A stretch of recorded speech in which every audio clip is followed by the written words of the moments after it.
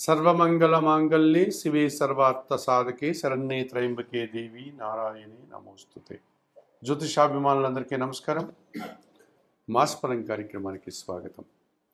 2025 September మాసంలో 12 రాసుల వారి యొక్క మాస ఫలితాలు. ఇప్పుడు 12 రాసుల్లో ముందుగా మేషరాశి వారు.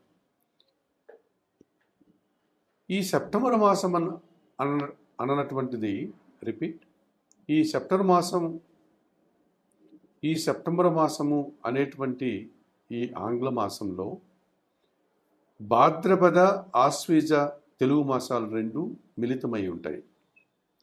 ఇక గ్రహాల స్థితిగతుల గురించి వాటి మార్పుల గురించి మనం పరిశీలిస్తే ఈ 2025 సెప్టెంబర్ మాసంలో సూర్య భగవానుడు సెప్టెంబర్ 16 వరకు సింహరాశిలో, ఆ తర్వాత కన్యా రాశిలోనికి ప్రవేశిస్తాడు. కుజుడు సెప్టెంబర్ 14 వరకు కన్యా రాశిలో ఉండి ఆ తర్వాత తులారాశిలోనికి ప్రవేశిస్తాడు.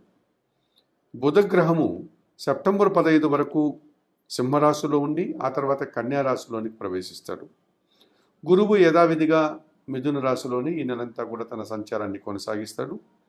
ఇక శుక్రుడు సెప్టెంబర్ 14 వరకు కర్కాటక రాశిలో ఉండి ఆ తర్వాత ఆయన సింహరాశిలోని ప్రవేశిస్తాడు. శని భగవానుడు మీనములో యథావిధిగానే ఆయన సంచారాన్ని కొనసాగిస్తాడు. ఇక రాహుకేతువులు రెండూ కూడా, రాహువు కుంభరాశిలో, కేతువు సింహరాశిలో తన సంచారాన్ని కొనసాగిస్తారు. గ్రహాల యొక్క స్థితిగతులు ఈ విధంగా సెప్టెంబర్ మాసంలో ఉన్నాయి. ఈ సెప్టెంబర్ నెల 8వ తారీఖు నుండి అనగా సోమవారం నుండి ఈ సెప్టెంబర్ నెల 21 ఆదివారం అమావాస్య వరకు పితృపక్షాలు ఉన్నాయి. అనగా మహాలయ పక్షాలు ఈ సెప్టెంబర్ నెల 8వ తారీఖు సోమవారం నుంచి ప్రారంభమవుతాయి. మహాలయ అమావాస్య అనగా సెప్టెంబర్ నెల 21 ఆదివారం అమావాస్యతో అవి ముగుస్తాయి. ఈ పితృపక్షాల సమయంలో పితృదేవతలను పూజించుకోవడం, వారికి పిండ ప్రదానాలు, తిలాతర్పణాలు, వారి పేరు మీదుగా ఆహారాలు అనగా అన్నము, వస్త్రాలు, ఇవన్నీ కూడా దానాలు చేసుకోవడం వల్ల పితృదేవతలు మరింతగా సంతోషించి దేవతల కంటే కూడా ఎక్కువగా మనల్ని ఆశీర్వదిస్తారు అని పెద్దలు చెప్పడం జరిగింది. ఈ పితృదేవత అర్చన కోసమే ఈ 15 రోజులు పితృపక్షాలని మన పెద్దవాళ్ళు నిర్ణయించడం జరిగింది. కనుక ప్రేక్షకులు, ఈ జ్యోతిషాభిమానులందరూ కూడా ఈ సమయాన్ని సద్వినియోగం చేసుకుని పితృదేవతల యొక్క ఆశీస్సులు పొందవచ్చు. ఇక సెప్టెంబర్ నెల 7వ తారీఖు అనగా ఆదివారం రోజు రాత్రి 10 గంటలకు సంపూర్ణ చంద్రగ్రహణం ఉంది.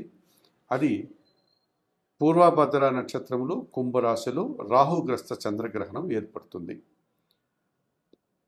సెప్టెంబర్ నెల 7వ తారీఖు ఆదివారం రాత్రి 10 గంటలకు ప్రారంభమయ్యేటువంటి ఈ సంపూర్ణ చంద్రగ్రహణం 8వ తారీఖు అనగా సోమవారం తెల్లవారుజాములో 1 గంట 20 నిమిషములకు ఈ చంద్రగ్రహణం ముగుస్తుంది. అనగా చంద్రగ్రహణం యొక్క పూర్తి నిడివి 3 గంటల 20 నిమిషంలో.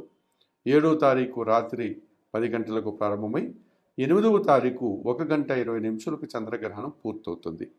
ఈ చంద్రగ్రహణం రాత్రిపూట అవుతోంది. ఆ రోజు పౌర్ణమి కనుక ఎవరికి ఎటువంటి సమస్యలు రావడానికి అవకాశం లేదు. అయితే చంద్రగ్రహణ సమయానికి ముందుగానే అందరూ ఆహారాది కార్యక్రమాలంతా ముగించుకొని ప్రశాంతంగా నిద్రపోవచ్చు. ఎవరైనా చంద్రగ్రహణ సమయంలో మేల్కొని ఉండే సందర్భం ఏర్పడితే వారు, ఇది రాహుగ్రస్త చంద్రగ్రహణం పూర్వభద్రలో ఏర్పడుతోంది కనుక దక్షిణామూర్తి శ్లోకాలు చదువుకోవడం, అలాగే శ్రీదేవి ఖడ్గమాల స్తోత్రం కానీ శ్రీ సూక్తం కానీ చదువుకోండి. లలిత సహస్రనామ స్తోత్రాన్ని చదువుకోవడం వల్ల వారు కాస్త ప్రశాంతంగా ఉండగలుగుతారు. ఇక ఇళ్లలో ఉన్నటువంటి ఆహార పదార్థాలు, బియ్యము, పప్పులు, కాయగూరలు, పండ్లు, వీటి మీద దర్భపూసలను పెట్టి ఆ మరుసటి రోజు సోమవారం తెల్లవారుజాములో సూర్యోదయ సమయానికి అందరూ నిద్రలేసి ఇంటిని శుభ్రం చేసుకొని స్నానం ఆచరించి ఆ దర్భపూసలను తీసి పడవేసి ఆ ఆహార పదార్థాలన్నీ యథావిధిగా వాడుకోవచ్చును. సోమవారం రోజు ఉదయం స్నానం ఆచరిన తర్వాత ఇంటిని శుద్ధి చేసుకున్న తర్వాత మీరు పేద బ్రాహ్మణులకు కానీ పేదలకు కానీ మినుములు, బియ్యము, శనగలు దానం చేయడం వల్ల ఈ చంద్రగ్రహణానికి సంబంధించినటువంటి ఏవైనా ప్రతికూల ఫలితాలు ఉంటే వాటి నుంచి మీరు బయటపడడానికి అవకాశం ఉంటుంది. ఇక ఈ 2025 సెప్టెంబర్ మాసంలో 12 రాశుల గురించి మాట్లాడుకునేటప్పుడు 2025 సెప్టెంబర్ మాసంలో కర్కాటక రాశి వారి యొక్క మాస ఫలితాలు. ఈ కర్కాటక రాశి వారికి 4 గ్రహాలు అనుకూలంగా ఉంది, 4 గ్రహాలు ప్రతికూలంగా ఉన్నాయి. మిశ్రమ ఫలితాలకు అవకాశం ఉంది ఈ సెప్టెంబర్ మాసం.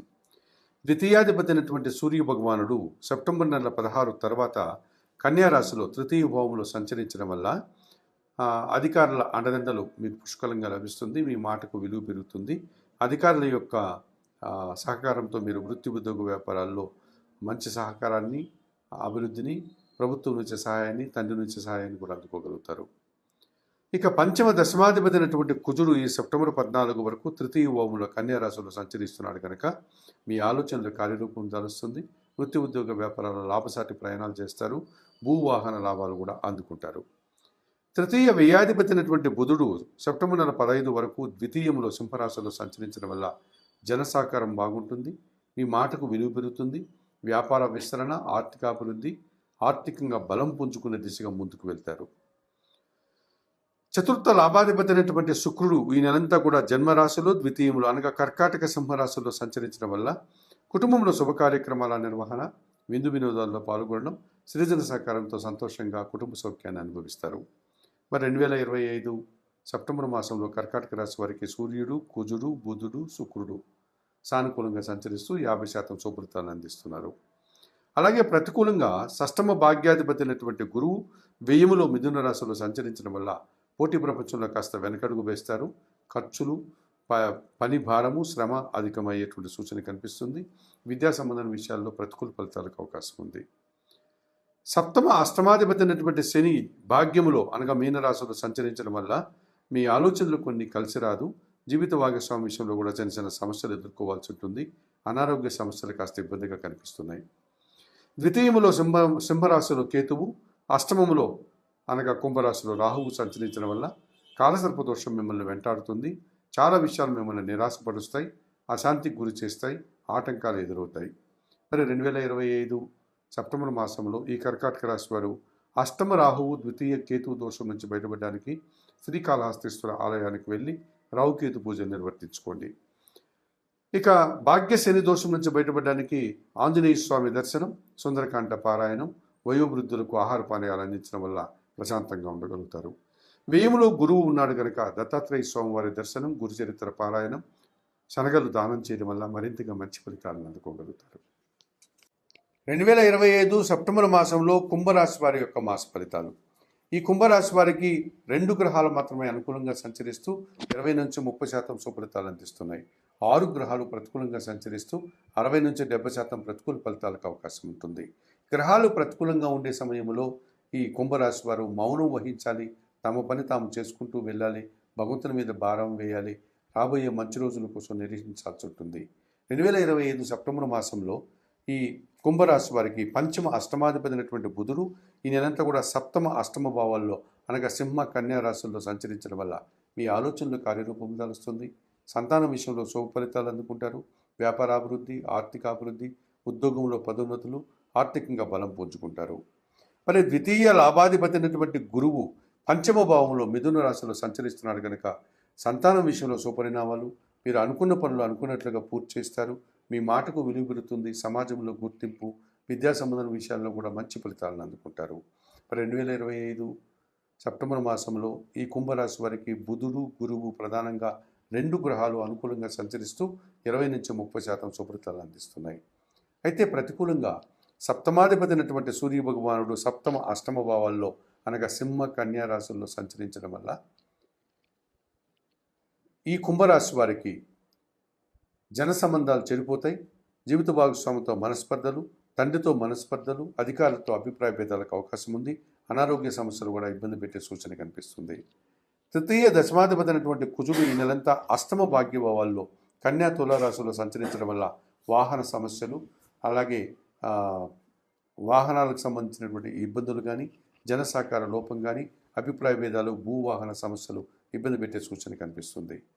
చతుర్థ భాగ్యాధిపతి అయినటువంటి శుక్రుడు సప్తమ భావాలు అనగా కర్కాటక సింహరాశుల్లో ఉండటం వల్ల స్త్రీలతో మనస్పర్ధలు, అభిప్రాయ భేదాలు, చిన్న చిన్న అవమానాలకు అవకాశం ఉంది. జన్మరాశ్యాధిపతి వ్యయాధిపతి అయినటువంటి శని భగవానుడు ద్వితీయములో మీనరాశిలో సంచరిస్తున్నాడు. ఏలినాటి శని 2వ భాగంలో ఉంది. పని భారము, శ్రమ, మాటల వల్ల అపార్థాలకు అవకాశం ఉంది. ఇక జన్మరాశిలో అనగా కుంభములో రాహువు ఒక రకమైనటువంటి దుబారా ఖర్చులు, మాటల వల్ల సమస్యలకు అవకాశం కనిపిస్తుంది. విదేశీ వ్యవహారాలు కూడా ప్రతికూలంగా ఉంటున్నాయి. సప్తమంలో సింహంలో కేతువు సంచరించడం వల్ల ఎదుటివారితో నిరాశ, అశాంతికి అవకాశం ఉంటుంది. 2025 సెప్టెంబర్ మాసంలో ఈ కుంభరాశి వారు తప్పనిసరిగా జన్మరాశిలో ఉండే రాహువు, సప్తమంలో ఉండే కేతు దోషం నుంచి బయటపడడానికి శ్రీకాళహస్తీశ్వర ఆలయానికి వెళ్ళి రాహుకేతు పూజ నిర్వర్తించుకోండి. ద్వితీయ శని దోషం నుంచి బయటపడడానికి శనీశ్వర దర్శనం లేక ఈశ్వర దర్శనం మీకు ఉపశమనాన్ని ఇస్తుంది. సప్తమ శుక్రదోషం నుంచి బయటపడడానికి లక్ష్మీదేవి దర్శనం, కనకధారా స్తోత్రం పారాయణం, అలసందలను అనగా బొబ్బర్లను శుక్రవారం రోజు పేదవారికి దానం చేయడం వల్ల కాస్త ప్రశాంతంగా ఉండగలుగుతారు. అష్టమ కుజదోషం నుంచి బయటపడడానికి సుబ్రహ్మణ్య స్వామి దర్శనం, సుబ్రహ్మణ్య స్వామికి అభిషేకం, ఎర్రటి పండ్లు దానం చేయడం వల్ల ప్రశాంతంగా ఉంటారు.